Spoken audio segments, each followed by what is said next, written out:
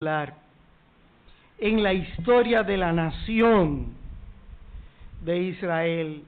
Este es uno de los personajes relevantes de la historia de la nación de Israel. En lo particular, Israel tuvo el privilegio de tener grandes hombres, pero para mí hay tres grandes hombres puntuales, aparte del Señor Jesús, que era Dios, que son Abraham, Moisés y David. Para mí estos tres son tres grandes hombres que cuando se habla de la nación de Israel jamás se puede prescindir de conocer y aprender de estas vidas. Cada uno de estos hombres fueron piezas fundamentales del plan de Dios para aquella nación y para la historia de la redención. Por lo tanto,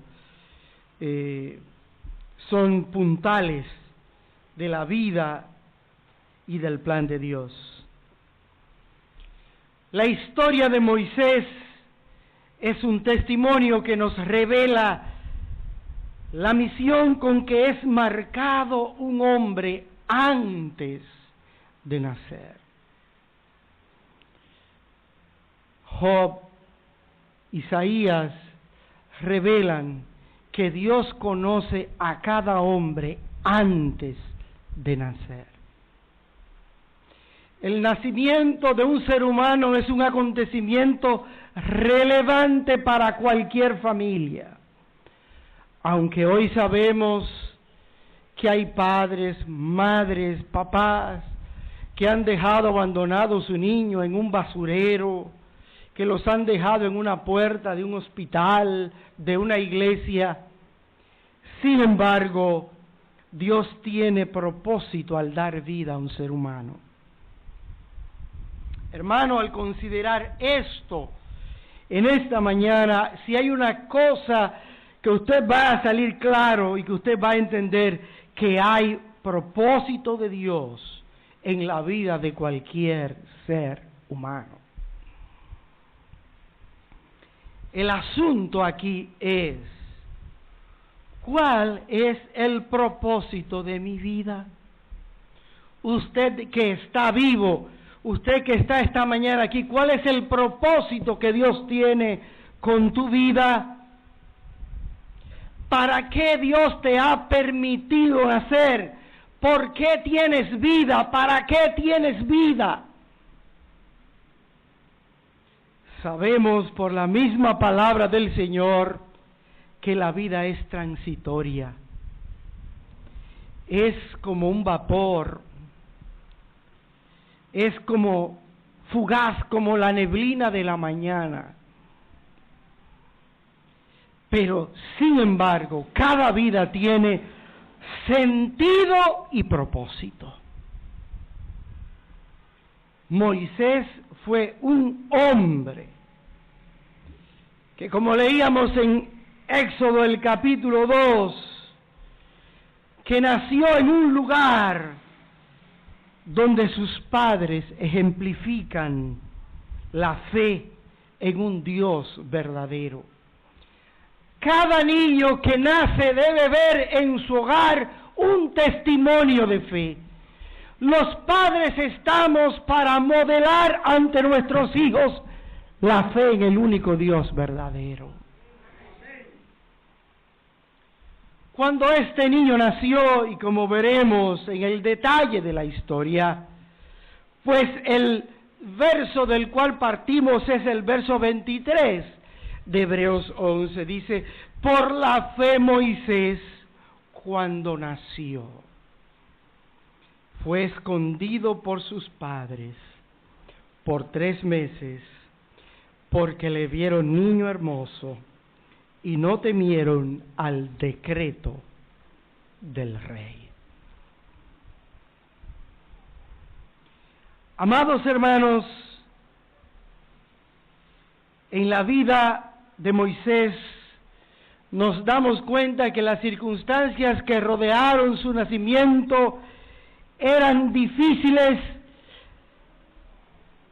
se estaban enfrentando a un gobernante injusto que había decretado que todo niño menor de 2 años de los hebreos debía morir. El nacimiento de Moisés se ve confrontado a la injusticia del gobernante de turno, pero sus padres, con la prudencia y la gracia divina, fueron fortalecidos y se expusieron al peligro de aquel decreto, y por una fe creciente esperaron en Dios. Esa fe que es creativa les hizo buscar una salida, y esperando en Dios, Dios le dio sabiduría para saber confrontar aquel momento tan difícil en la historia de la vida de este niño llamado Moisés. ¿Qué les estoy diciendo en esta mañana? Parece que Satanás, el enemigo de este mensaje, está pasando por ahí y no quiere que ustedes escuchen esto. Pero trate de escucharlo. La fe verdadera vence los momentos difíciles. Sabe crear, sabe tener la prudencia de enfrentar, de no desesperarse cuando tenemos retos por delante. La fe verdadera vence los momentos difíciles. El hombre de hoy necesita abastecerse de esa clase de fe, de esa fe auténtica, de esa fe verdadera en el único y sabio Dios. Necesitamos de creyentes que estén abastecidos de esta fe, que sepan confrontar momentos difíciles como los padres de Moisés lo pudieron hacer. Hermano amado, hablando de las dificultades del agua, mandaba que con prudencia sepamos abastecernos y hacer un uso correcto del agua. Así cada creyente debe abastecerse de la fe verdadera, esa fe que vence las dificultades, las circunstancias que nos son adversas, esos momentos peligrosos, esa fe que nos ayuda a mantener la calma, teniendo conciencia de que estamos confrontando momentos difíciles, pero sin desesperarnos.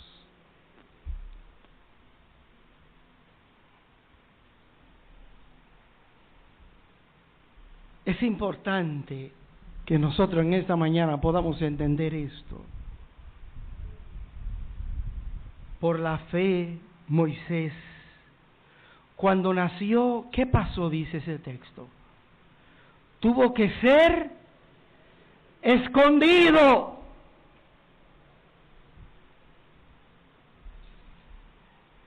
¿Quiénes les escondieron según el texto?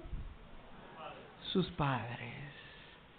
Los padres están llamados a defender, a cuidar, a proteger a sus hijos. Cada padre debe estar consciente de su rol y de su papel. Una vez Dios te premia con un hijo, tú tienes que defender a ese hijo. Debes saber cuidar a tus hijos.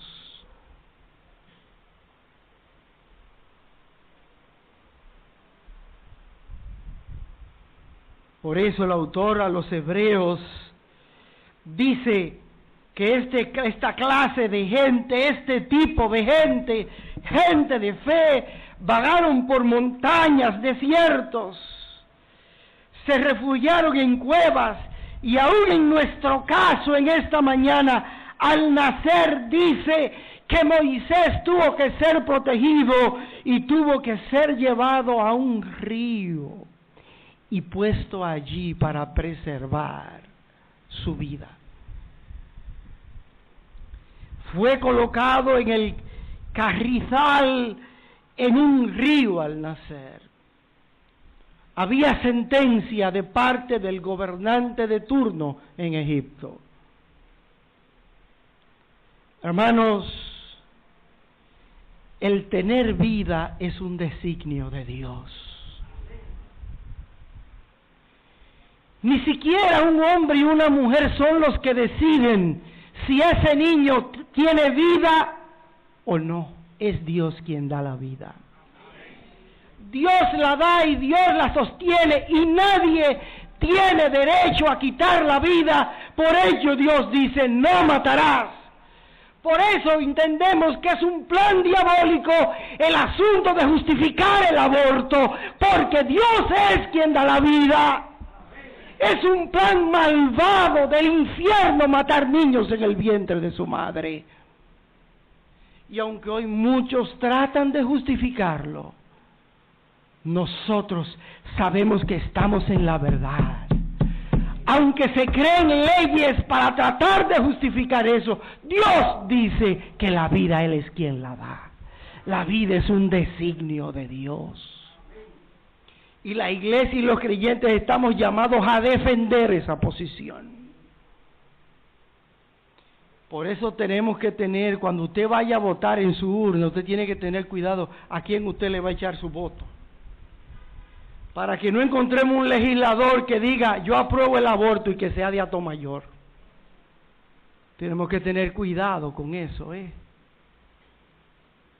porque se están tratando de introducir y de infringir leyes en nuestro país para matar niños. Cuidadito, hermanos, hagamos conciencia de estas cosas. Estados Unidos, por eso es una potencia que va en decadencia. Tiene leyes que lo permiten, que lo justifican. Y no solamente Estados Unidos, ya en la mayor parte de los países de América Latina. Y usted sabe, porque nosotros no queremos aceptar eso, ¿sabe cómo nos dicen de manera despectiva? Conservadores. Queremos conservar la vida que Dios da. Si el problema es que nos llamen conservadores, pues soy un conservador. Si me quieren decir que soy un, ¿cómo se llama, hermano amado, esos dinosaurios, no verdad? Si quieren decir que yo soy un dinosaurio por esas ideas, pues lo soy. Dios hace la vida y solo Él tiene el derecho a quitarla.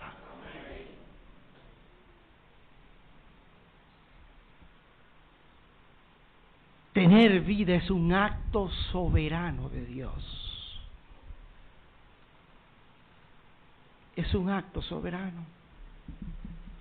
A este tiempo y a esta edad yo pude estar muerto y ustedes lo saben de más, pero Dios decidió que yo iba a tener vida, que iba a tener unos años más aquí. Aquí vinieron pastores, muchos pastores de este país a verme porque ya yo me iba. Y me regalaron un sillón bien cómodo para que me muriera, mire, para que me muriera cómodo. Pero Dios, en su gracia, en su soberanía, Dios, Él tiene unos años más. Ahí hay un pueblo que ora. Aquí estoy todavía dando carpeta. La vida es un acto soberano de Dios. Cuando Moisés nació se encontró con un absurdo, un decreto absurdo, algo injusto, por lo tanto pecaminoso, porque toda injusticia es pecado. El faraón había decretado en Egipto muerte para los niños de los hebreos de 2 años abajo. Pero este decreto de faraón no era el resultado de la voluntad de Dios, sino una medida política de conveniencia coyuntural en Egipto. ¿Usted sabe por qué hoy hay leyes que aprueban el aborto? Para controlar la natalidad en el mundo entero. Por eso se acepta. Por ahí no podíamos ir muy profundo, pero solamente lo voy a dejar ahí. El nacimiento de Moisés confrontó una decisión gubernamental. Usted ve por qué